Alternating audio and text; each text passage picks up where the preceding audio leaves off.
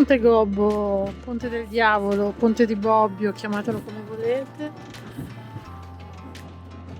E tra poco c'è l'area sosta,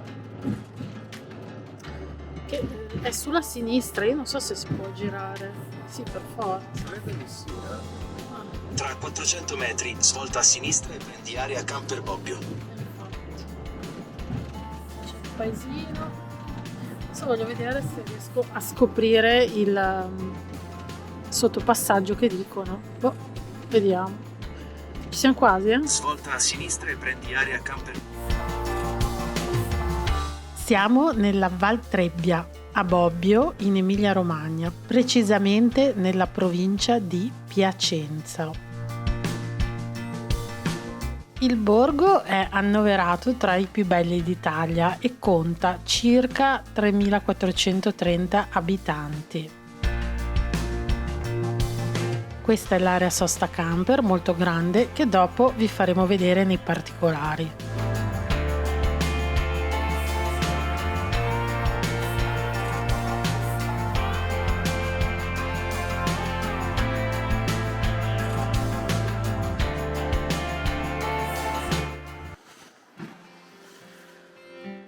Allora, anni fa siamo venuti qua in camper, rischiato la vita su questa statale. Ho scoperto che c'è un passaggio pedonale, pochi metri, arrivate al sottopasso, così non dovete attraversare la statale e vi trovate in centro storico. Se invece vogliamo andare direttamente al ponte, proseguiamo e poi dal ponte si va al centro storico.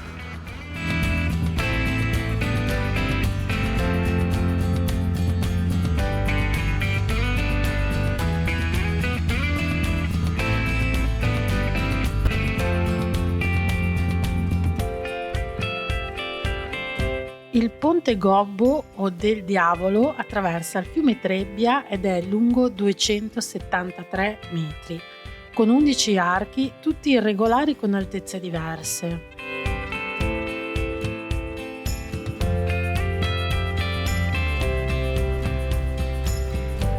Negli archivi storici la prima manutenzione risale addirittura al 1196. Poi tantissime le vicissitudini tra crolli e ricostruzioni.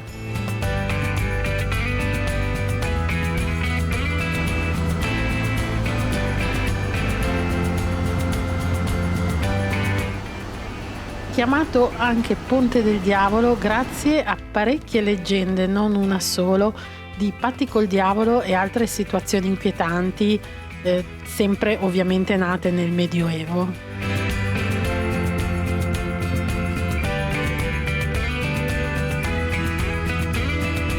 Studi recenti identificano come la famosa Gioconda in Bianca Giovanni Sforza, signora di Bobbio, e si pensa che il ponte raffigurato proprio a destra del celebre dipinto sia proprio il Ponte Gobbo di Bobbio. La prospettiva della vista del ponte sembra proprio quella che possiamo trovare dal castello Malaspina dal Verme, che è situato nella parte alta della città. Noi questa volta non ci siamo stati anche perché era chiuso, fa parte dei castelli del Ducato di Parma, Piacenza e Pontremoli ed è molto caratteristico appunto. Ha anche un bellissimo parco.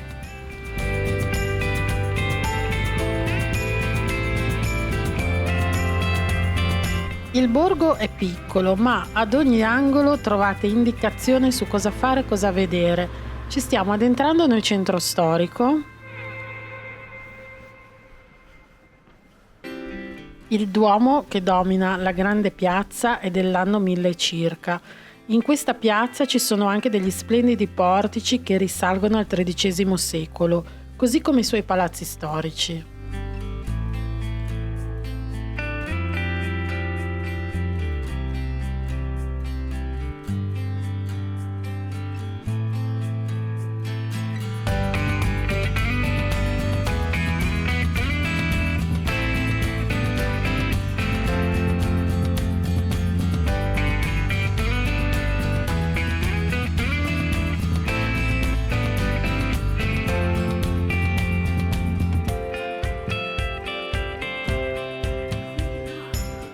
importante è la sua storia medievale e si vede. Vivace e carino invece il suo centro storico.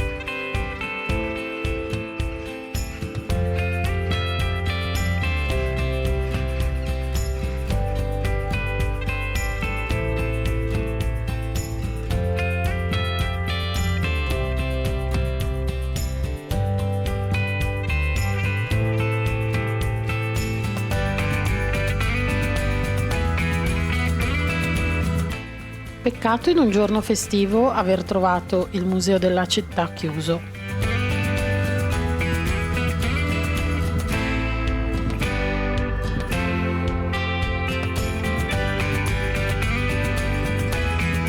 Importante è l'abbazia di San Colombano. Trovate la storia proprio fuori prima di entrare e qui c'è la grande piazza con la fontana. Un po' di negozi tipici di prodotti appunto di funghi, poi qua sono famosi i salumi, infatti Luca andrà, io visito chiese e quant'altro, lui andrà ovviamente per salumi e vino.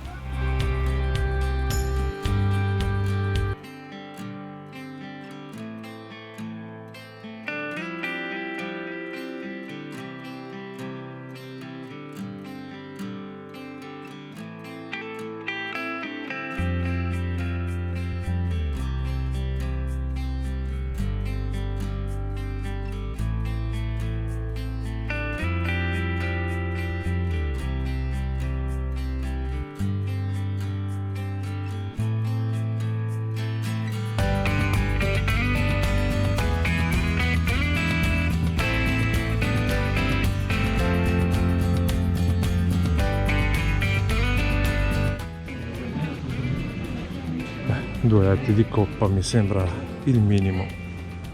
Qui in questa zona è la specialità.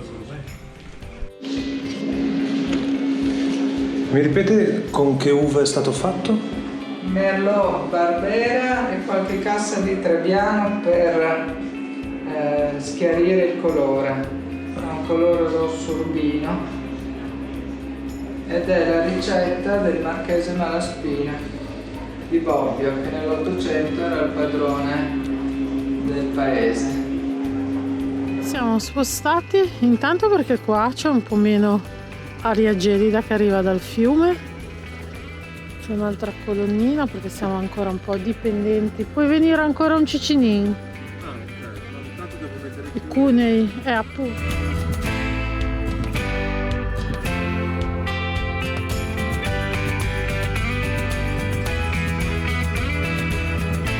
Il prezzo delle 24 ore è 10 euro. Se dovete entrare e fare 4 ore di sosta solo per la visita al borgo o fare carica e scarico costa 5 euro. Se voi fate 24 ore più qualche ora non vi costerà 10 più 5 ma 20 euro. È scritto qua nel cartello proprio all'entrata vicino al parchimetro.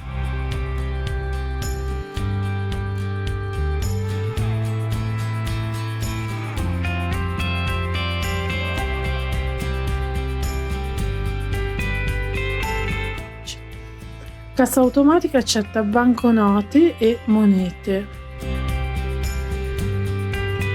Allora, in caso di pagamento con banconote l'eventuale resto viene erogato solamente in monete. Ecco sì, però non si può pagare col bancomat né tantomeno con la carta. Una roba assurda, ma quello è. Dopo che avete pagato avete solo 10 minuti di tempo per uscire. Qua comunque in caso di emergenza ci sono alcuni numeri. Il costo dell'energia è di 4 euro ogni 8 ore. Non mettete più soldi perché non vanno ad accumularsi, quindi quando finite le 8 ore, tipo che ne so, alle 2 di notte, vi alzate e mettete altre 4 euro per altre 8 ore.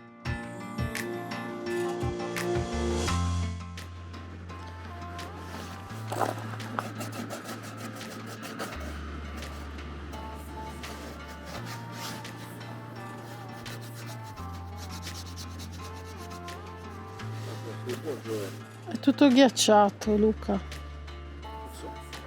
Dobbiamo sghiacciare. Ma no, adesso poi pian piano viaggiando si scioglie. E non è così grave, fosse notte difficile di fare, quello sì.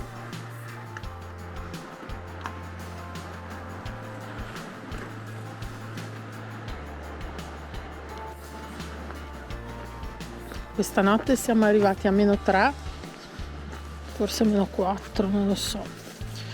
È ancora tutto ghiacciato.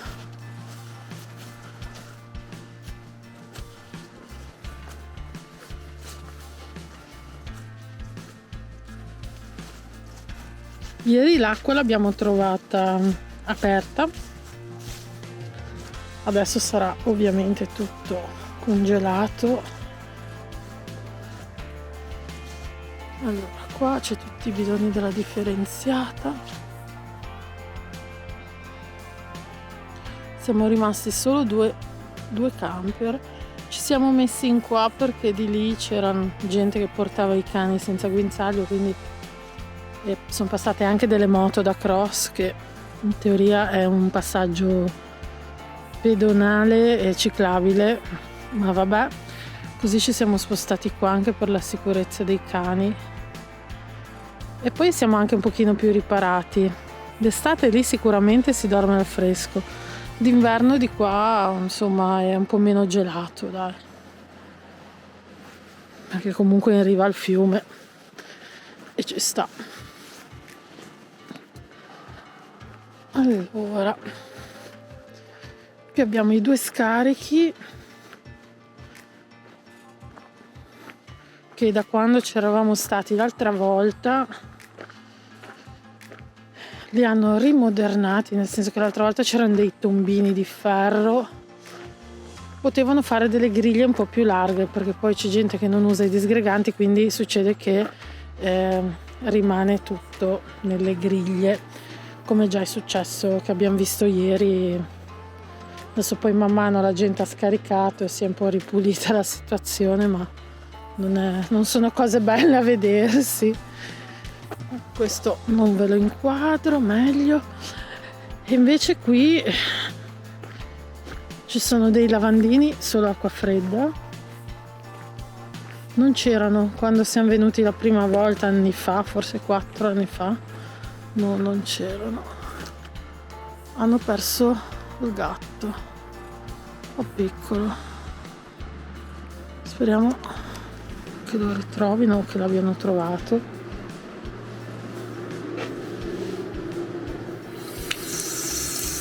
E nonostante il gelo, l'acqua dei lavandini funziona.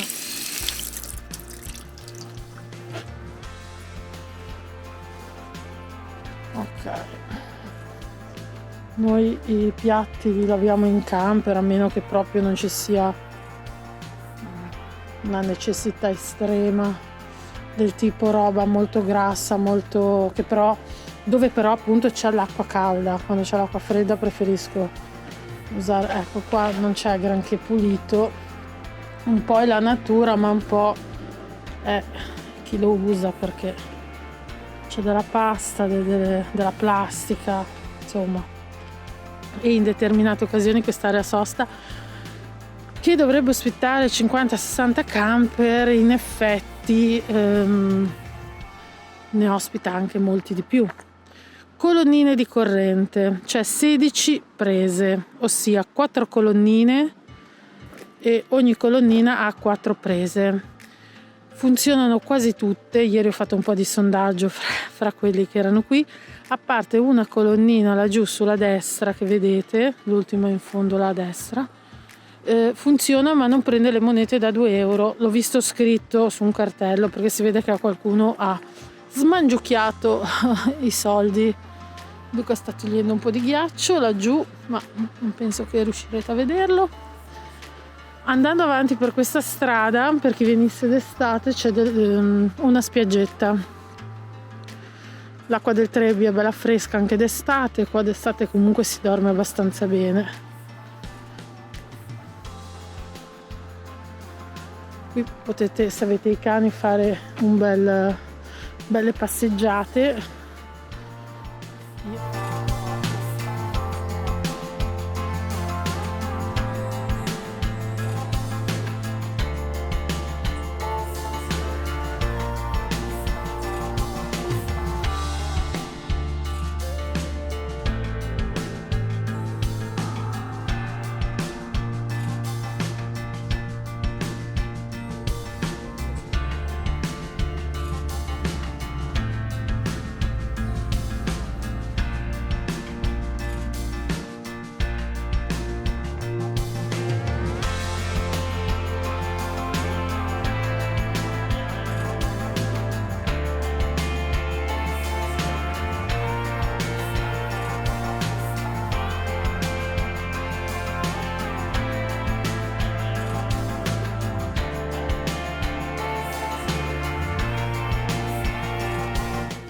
Vi ringraziamo infinitamente se siete arrivati fino a qua a vedere il video e alla prossima!